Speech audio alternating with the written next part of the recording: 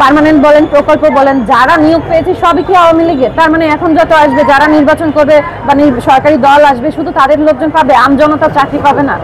আমি সঙ্গীতা সরকার, তথ্য সেবা কর্মকর্তা, ঝালকাঠি সদর।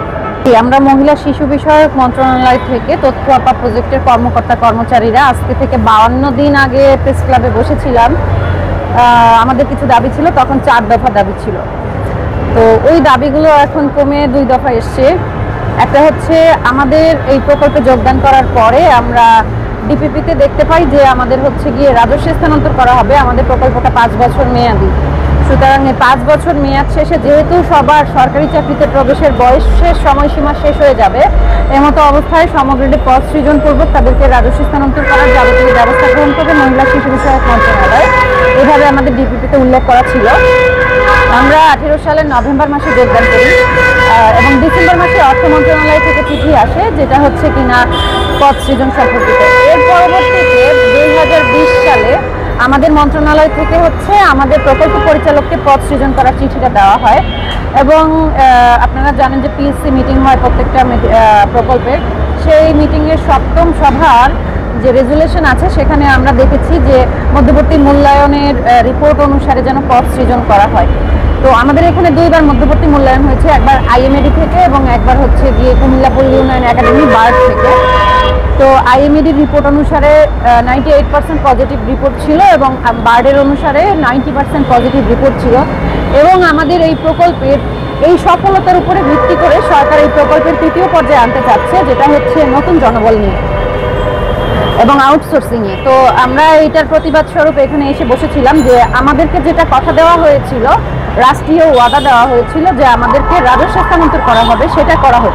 আমরা আউটসোর্সিং 3য় পর্যায়ে কিছুই চাচ্ছি না। এবং আমাদের দ্বিতীয় দাবি হচ্ছে, আমরা মহিলা শিশু বিষয়ক মন্ত্রণালয়ের যে সার্কুলার দেখে জবে অ্যাপ্লাই করেছি, সেখানে 10ম গ্রেডের কর্মকর্তার সর্বসাকুল্য বেতন হচ্ছে 27,100 এবং আমাদের সহকারীদের 15,650 টাকা, 17,045 টাকা 16 গ্রেডের বেতন থাকে। কিন্তু আমরা যোগদান করার পরে 3 মাস পর্যন্ত এই বেতনটা পাই এবং পরবর্তীতে 4র্থ মাস থেকে বেতন কর্তন করা হয় 2400 টাকা করে এবং 1400 টাকা করে।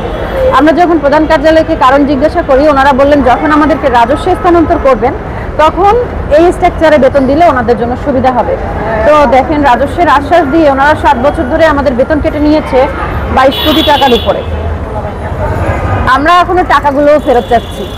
সোজা কথা, যেটা বেতন উল্লেখ থাকবে সার্কুলারে সেটা তো আমাকে দিতেই হবে। আর আমার বেতন যদি কাটতেই হয় সেক্ষেত্রে আমাকে লিখিত দিতে হবে যে এই কারণে আপনার বেতন কমানো হলো।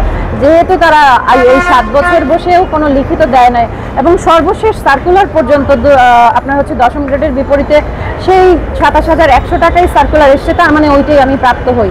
এবং আমাকে যখন উপজেলায় পদায়নপত্র দেওয়া হয় সেখানেও 27,100 টাকা উল্লেখ থাকে, তার মানে আমি ওই টাকাই প্রাপ্ত হই। তো এই 2 দফা দাবি নিয়ে আমরা আজকে আন্দোলন করেছি।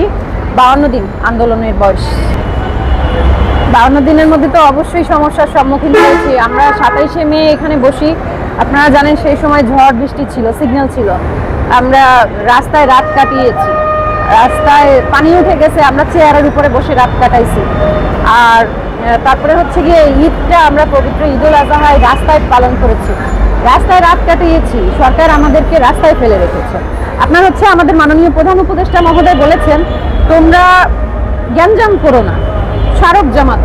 আমরা এই অন্তর্বর্তীকালীন সরকারের আমলে 15 থেকে 16 বার হচ্ছে আমরা প্রধান উপদেষ্টার দপ্তর, আমাদের মহিলা শিশু বিষয়ক মন্ত্রণালয়, জনপ্রশাসন, অর্থ মন্ত্রণালয়, প্ল্যানিং, সব জায়গায় আমরা স্মারক জমা দিয়েছি, কিন্তু আমাদের জন্য কোনো ব্যবস্থা গ্রহণ করা হয় নাই।